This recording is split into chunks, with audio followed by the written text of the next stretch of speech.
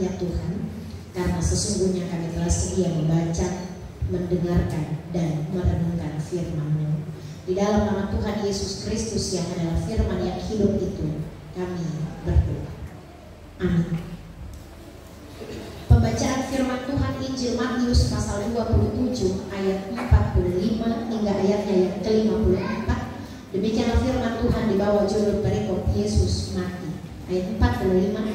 Mulai pada jam 12 kegelapan menutupi seluruh daerah itu sampai jam 3. Kira-kira jam 3 berserulah Yesus dengan suara nyaring, Eli, Eli, lama sabachthani. Artinya, Allahku, Allahku, mengapa engkau meninggalkan aku? Mendengar itu beberapa orang yang berdiri di situ berkata, ia memanggil Elia. Dan segeralah datang seorang dari mereka yang mengambil bunga karang, mencelupkannya ke dalam anggur asam, lalu mencucukkannya pada sebatang bulu dan memberi Yesus minum. Tetapi orang-orang lain berkata, jangan, baiklah kita lihat apakah Elia datang untuk menyelamatkan dia. Yesus berseru pula dengan suara nyaring, lalu menyerahkan nyawanya. Dan lihatlah, tabir bait suci terbelah dua dari atas sampai ke bawah, dan terjadilah gempa bumi, dan bukit-bukit batu terbelah, dan kuburan-kuburan terbuka, dan banyak orang kudus yang telah meninggal bangkit. Dan sesudah kebangkitan Yesus, mereka pun keluar dari kubur, lalu masuk ke kota kudus, dan menampakkan diri kepada banyak orang. Kepala pasukan dan prajurit-prajuritnya yang menjaga Yesus menjadi sangat takut ketika mereka melihat gempa bumi dan apa yang terjadi, lalu berkata, sungguh ia ini adalah anak Allah. Yang disebut berbahagia adalah kita semua yang membaca, kita semua yang mendengarkan firman Tuhan, dan yang terus melakukannya dalam kehidupan kita setiap hari. Shalom. Bapak dan Ibu, persekutuan jemaat yang kekasih dan diberkati Tuhan, kita patut menaikkan pujian dan syukur, sembah dan terima kasih kita yang besar kepada Tuhan Sang Pemilik hidup, karena hanya atas kasih, kemurahan, kebaikan, dan kesetiaan Tuhan, sehingga karya salib di atas Bukit Golgota benar-benar dirasakan oleh seluruh umat manusia di tahun pelayanan 2024. Kita mengenang peristiwa kematian itu sebagai momen bagi kita untuk mensyukuri, merendahkan diri, bahkan ikut menderita bersama dengan Kristus di atas salibnya.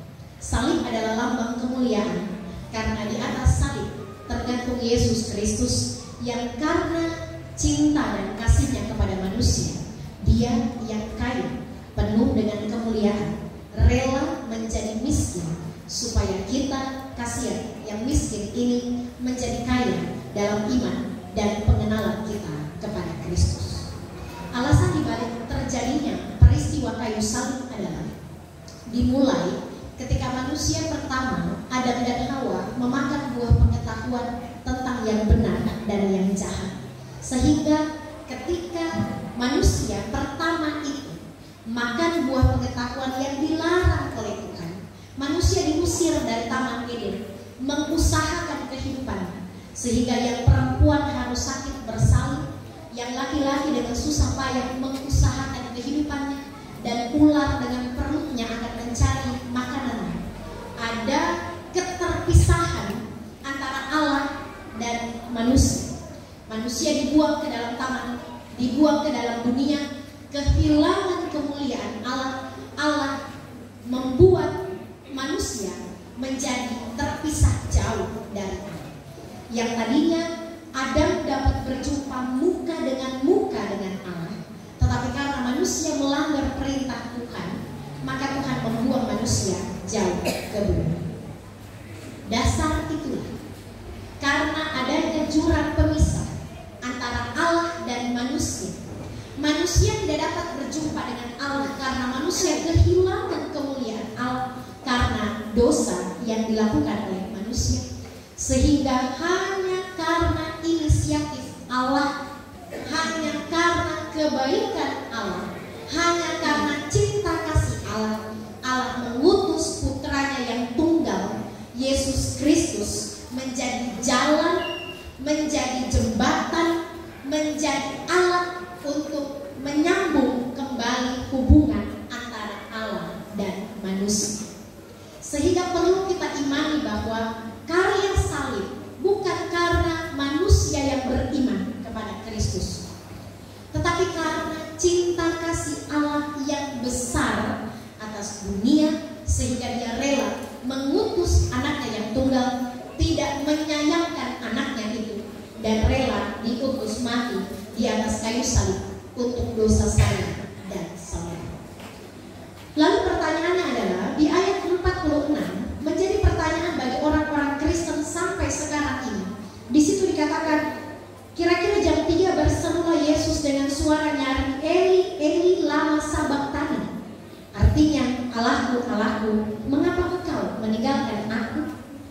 Menjadi pertanyaan sampai sekarang oleh seluruh orang-orang Kristen. Yesus kan Allah. Lalu kenapa Yesus berkata, Allahku, Allahku, mengapa engkau meninggalkan aku? Ini pengajaran dogma bagi Bapak dan Ibu. Perlu kita pahami bahwa Yesus itu dui natur. Dia dalam natur manusia, dia haus, dia lapar, dia takut, dia sedih, dia menangis ketika kematian Lazarus, dia lapar, dia sedih, dia ketakutan di Taman Getsemani. Yesus itu manusia sejati, manusia 100%. Dia dilahirkan dari kandungan Maria. Tapi Yesus juga adalah Allah 100%. Ini iman Kristen yang perlu dan hanya bisa dimengerti dalam iman percaya kita kepada Kristus. Dia adalah Allah sejati. Dia mengubah air menjadi anggur dalam perkawinan ikan. Dia membuat Lazarus yang mati itu dibangkitkan kembali. Dia membuat Bartimeus yang buta itu kembali melihat. Dia manusia sejati seperti saya dan saudara. Dia bisa lapar, dia bisa haus, dia bisa menangis, dia bisa ketakutan. Tetapi dia juga Allah 100%. Dia Allah sejati. Dia mengubah air menjadi anggur, melakukan berbagai macam mujizat. Perbedaan manusia Yesus dengan manusia kita adalah Yesus tidak pernah berdosa. Dia tidak mungkin berdosa. Dia tidak akan pernah berdosa. Itu beda manusia Yesus dengan manusia kita. Yesus 100% Allah. Yesus juga 100% manusia. Yesus dalam dui natur, dalam kehidupannya 3,5 tahun, 33,5 tahun di dunia ini. Yesus berumur 33,5 tahun ketika dia disalib, 30 tahun dia dibaptis, 3,5 tahun dia melakukan banyak pekerjaan dan mujizat, dan dia mati di umur 33,5 tahun. Ingat-ingat, siapa tahu dibantui ada lomba cerdas cermat Alkitab. Berapa umur Yesus, kapan Yesus dibaptis, dan kapan Yesus mati. Sehingga Bapak dan Ibu, makna dari Eli, Eli, lama sabachthani, Allahku, Allahku, mengapa engkau meninggalkan aku? Kata meninggalkan dalam bahasa aslinya dituliskan berpaling. Sepersekian detik Allah Bapa berpaling dari Yesus manusia Yesus, karena dosa yang ditimpakan dunia kepada Yesus, dosa saya dan saudara, dosa bangsa Israel, dosa seluruh umat manusia ditimpakan kepada Yesus di atas kayu salib, sehingga Yesus hina, Yesus tidak berdaya, Yesus penuh dengan celah, Yesus penuh dengan kehinaan, kehilangan kemuliaan, berdosa sekali kasihan, sehingga sepersekian detik Allah memalingkan mukanya terhadap Yesus. Memalingkan itu ketika dia berhadapan dengan kita, lalu sepersekian detik dia menoleh, berpaling muka dari Yesus. Disitulah Eli, Eli, lama sabachthani.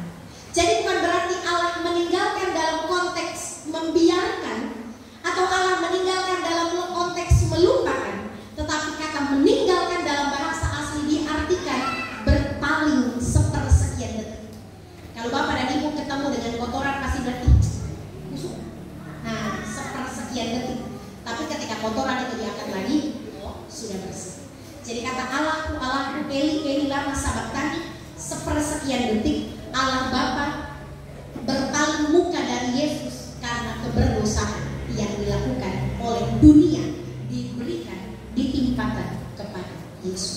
Sehingga iman kita, apalagi pemuda-pemuda Kristen, jangan tergoncang dengan beberapa pertanyaan di TikTok, di Reel, di YouTube, dan beberapa pertanyaan-pertanyaan lain. Kok Allah ditinggalkan oleh Allah sendiri? Sehingga Bapak dan Ibu mengerti dalam konteks Alkitab dan kita tidak terombang-ambing oleh rupa-rupa zaman. Nah, saudara-saudara yang terkasih dan diberkati oleh Tuhan, salib itu, kematian Yesus Kristus dalam karya salib memberikan kepastian iman kepada kita. Di ayatnya yang ke-54 di situ ditulis, kepala pasukan dan prajurit-prajuritnya yang menjaga Yesus menjadi sangat takut ketika mereka melihat gempa bumi dan apa yang terjadi, lalu berkata, sungguh ia ini adalah anak Allah. Aplikasi dalam kehidupan kita orang percaya, sebelum kita masuk dalam perjamuan kudus dan sebelum kita mengimani makna salib itu, yang pertama adalah salib itu lambang pengakuan. Gempa bumi, tabir bait Allah terbelah dua, dan kegelapan menutupi muka bumi pada saat itu, membuat prajurit-prajurit dan kepala pasukan yang tadinya tidak mengakui Yesus, Roh Kudus menggerakkan dia dan berkata, dia ini sungguh adalah anak Allah. Salib Kristus adalah lambang pengakuan. Karena salib Yesus, orang yang tidak percaya menjadi percaya. Karena salib Yesus, dengan mulutnya dia mengaku sendiri, sungguh dia ini adalah anak Allah. Sehingga salib Yesus bagi saya dan saudara hari ini harusnya menjadi sebuah pengakuan kita bahwa benar dia adalah Allah. Benar Yesus adalah Tuhan. Benar Yesus adalah 100% Allah sejati. Yesus bukan manusia super. Ada beberapa pengajaran Alkitab, ada beberapa pengajaran dari beberapa doktrin di sekitar gereja, dan mulai ada di sekitar Kabupaten Banggai. Kalau Bapak dan Ibu mendengar di YouTube dan beberapa pengajaran-pengajaran lain, mereka menuliskan Yesus, mengajarkan Yesus adalah manusia super, seperti Superman, Wonder Woman, dan ya itulah manusia-manusia super begitu. Dia manusia, tetapi diberikan kuasa oleh Allah. Ini menyangkali iman kita. Yesus benar-benar Allah. Akui dia dalam seluruh perjalanan kehidupan kita. Dia benar-benar Allah. Dia bukan setengah Allah. Dia bukan setengah manusia. Dia bukan manusia super. Dia bukan Allah junior. Dia benar-benar Allah Tritunggal, menjadi jalan penyelamat untuk dosa saya dan saudara. Para prajurit dan kepala-kepala, imam-imam kepala mengakui sungguh dia ini anak Allah. Maka bagaimana dengan kita? Maukah kita mengakui Yesus dalam seluruh perjalanan hidup kita? Maukah kita menjadi saksi-saksi Kristus, mengakui Allah dengan ucapan kita, mengakui Allah dengan tindakan kerja kita, mengakui Allah dalam pikiran kita, mengakui Allah dalam seluruh kerja dalam tindakan kehidupan kita, dan benar-benar mengakui Tuhan dalam seluruh perjalanan hidup ini. Akui dia. Kalau bukan karena kasih Allah, sia-sialah iman kita. Kalau bukan karena kasih Tuhan, maka sia-sialah kepercayaan kita. Akui Yesus dalam hidup kita. Akui dia dalam segala laku kita. Akui dia dalam seluruh perjalanan kehidupan kita. Maka Kristus benar-benar mati untuk menebus saya dan saudara. Jangan lagi jual Tuhan hanya karena jabatan. Akui dia sekalipun kita harus hidup dalam zona nyaman. Jangan lagi jual Tuhan hanya karena cinta. Akui dia sekalipun kita harus hidup dalam zona iman kepada Kristus. Akui dia dalam pelayanan. Akui dia dalam pekerjaan. Akui Yesus dalam pengakuan kita kepada Kristus, sehingga tergenapilah firman Tuhan. Semua lidah akan mengaku Yesus Kristus adalah Tuhan, dan seluruh lutut akan bertelut mengaku Yesus Kristus adalah Raja. Yang kedua, salib adalah lambang pengampun. Dalam Lukas 23 ayat 34, dalam 7 perkataan Yesus di atas kayu salib, Yesus masih sempat berkata, "Ya Bapa, ampunilah mereka, sebab mereka tidak tahu apa yang mereka perbuat." Yesus penuh kasih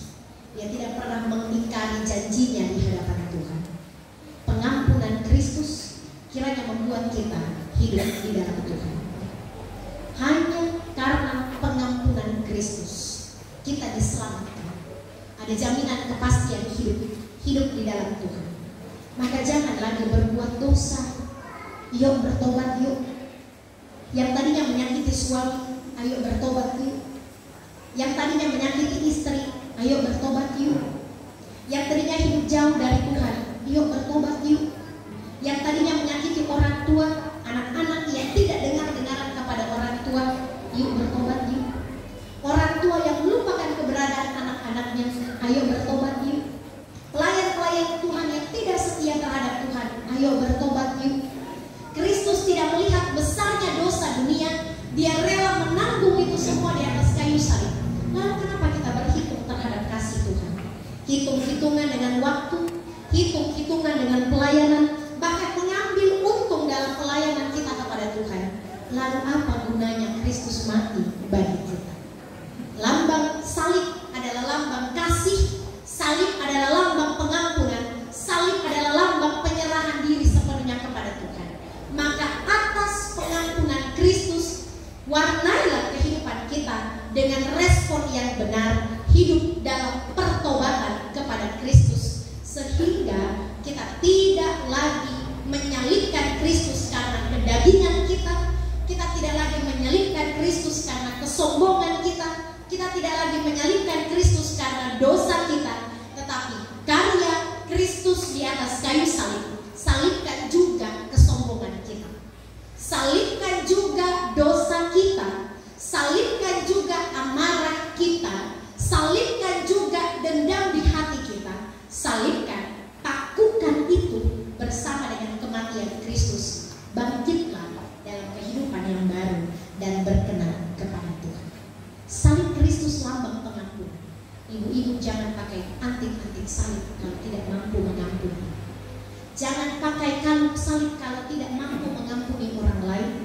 Yang majelis jemaat, bahkan saya pun tidak akan berani menggunakan sekolah salib kalau tidak mampu memberikan pelayanan yang sungguh kepada Tuhan. Salib itu punya kuasa, darah Kristus mengubah kehidupan kita. Maka biarlah kita juga hidup dalam salib Kristus, hidup dengan kuasa, menyalibkan seluruh kedagingan kita dan dosa kita, dan kita hidup dalam kehendak firman Tuhan. Terpujilah Kristus dengan firman-Nya. Amin.